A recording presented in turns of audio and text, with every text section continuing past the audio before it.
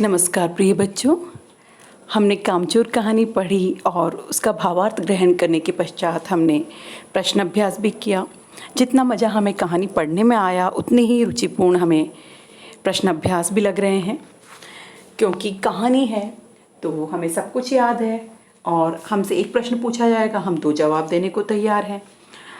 बिल्कुल सही है बेटा, आपको प्रश्नों के उत्तर आते हैं और आपको पता है कि क्या उत्तर होगा, लेकिन समस्या यहाँ आ जाती है कि हम कितना लिखें। कहानी है तो बहुत कुछ याद है, पूरी घटना हमें याद है, लेकिन हमें शब्दों की एक सीमा दे दी जाती है, उसी के अनुरूप हमें उत्तर लिखने होते हैं। तो यही बात हमें ध्यान में रखनी है। तो इसी को लेकर के हम आगे बढ़ते हैं। 6 प्रश्न हमने कर लिए हैं। 7वां प्रश्न देखिए, भरा पूरा परिवार कैसे सुखद बन सकता है और कैसे दुखद? कामचोर कहानी के आधार पर निर्णय कीजिए। देखिए, भरा पूरा परिवार का अर्थ है जिसमें बच्चे भी हों, उनके माता पिता हो, उनके दादा दादी, बुआ मौसी, नाना मामा, सभी लोग हों, एक तरह से संयुक्त परिवार। और ऐसा परिवार बहुत अच्छा होता है। ये तब अच्छा होता है जब हर व्यक्ति अपना काम जिम्मेदारी से करता है, अपनी जिम्मेदारी समझता है। लेकिन यदि हर व्यक्ति ये सोचे कि मेरा काम नहीं है, किसी और का है, और काम से बचे और कुछ ही लोगों के ऊपर सारे परिवार का भार आ जाए, तो स्थिति उतनी अच्छी नहीं रहती है। तो ये देखिए, हम इसका उत्तर ऐसे ही लिखेंगे, भरा पूरा परिवार तब सुखद बन सकता है जब सब मिलजुल कर कार्य करें। वह दुखद तब बनता है जब सब स्वार्थ भावना से कार्य करें। देखिए, मन से जब काम करेंगे तो सुखद, और स्वार्थ भावना से काम करेंगे तो दुखद बनना ही है।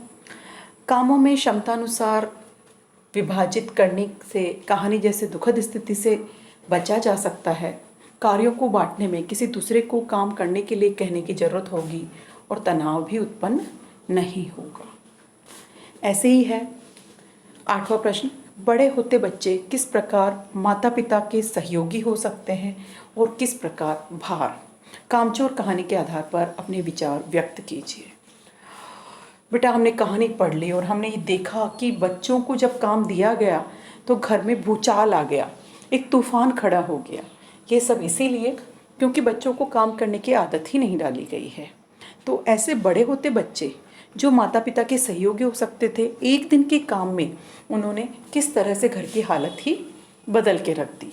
तो यही हमें यहाँ पे अपना विचार देने हैं कि बड़े होते बच्चे यदि माता पिता को छोटे मोटे कार्यों में मदद करें तो वे सहयोगी हो सकते हैं। जैसे अपना कार्य स्वयं अपने आप स्कूल के लिए तैयार हो जाएं, अपने खाने के बर्तन यथासंभव स्थान पर रखाएं, अपने कमरे को सहेज कर रखें। यदि हम बच्चों को उनका कार्य करने की सीख नहीं देते हैं तो वह सहयोग के स्थान पर माता पिता के लिए क्या हो जाएंगे? भार साबित होंगे।